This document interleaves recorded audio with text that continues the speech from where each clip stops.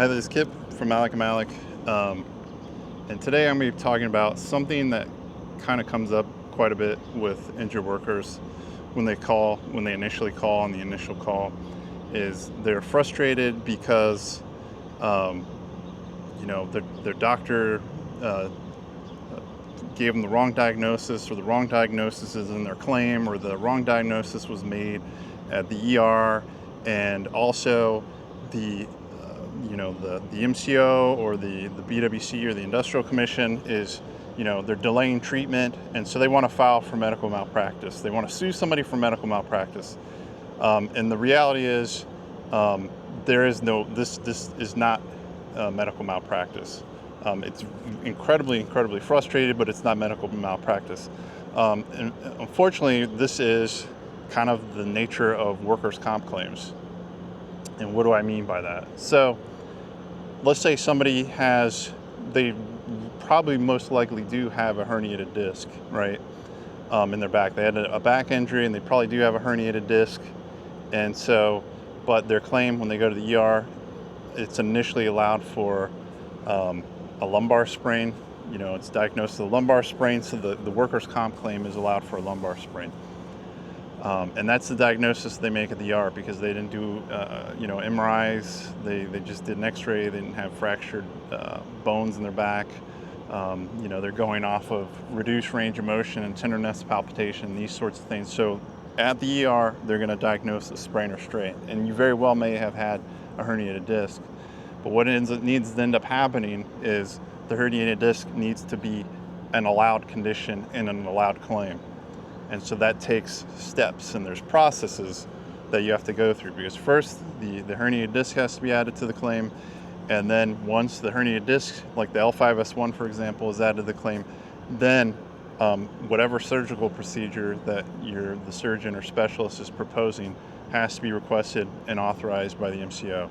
And all these things require certain forms and certain processes, and there's appeal periods built in, and all these things can lead to delaying of treatment, and then the delaying of treatment may lead to not the greatest outcomes, because would you rather have, let's say you have a meniscal tear, would you rather have the meniscal tear repaired within weeks, or at the very least a month of the injury, or would you want to wait the workers' comp process, which can go up to months in some cases?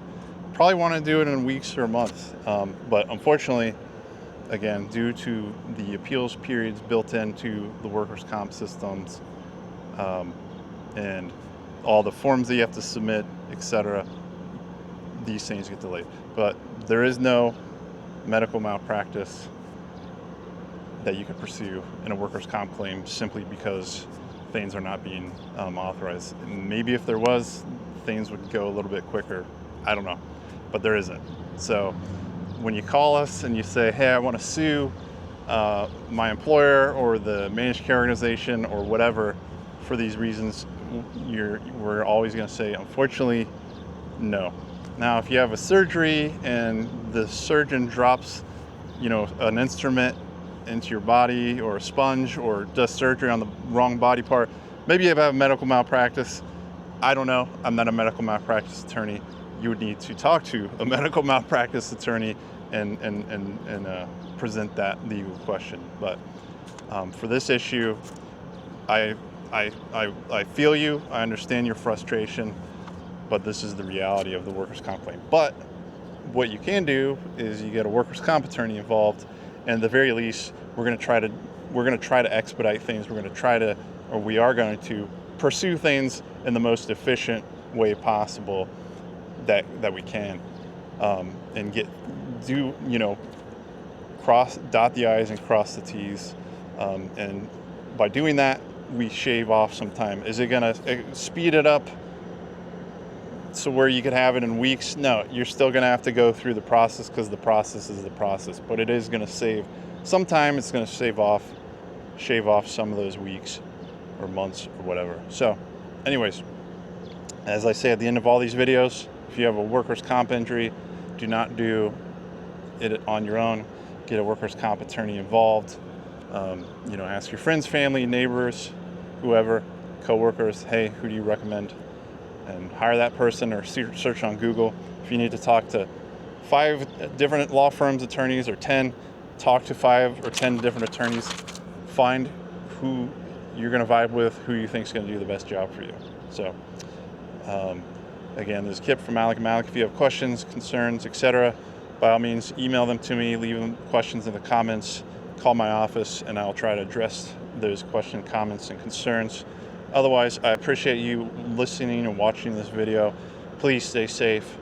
Thank you.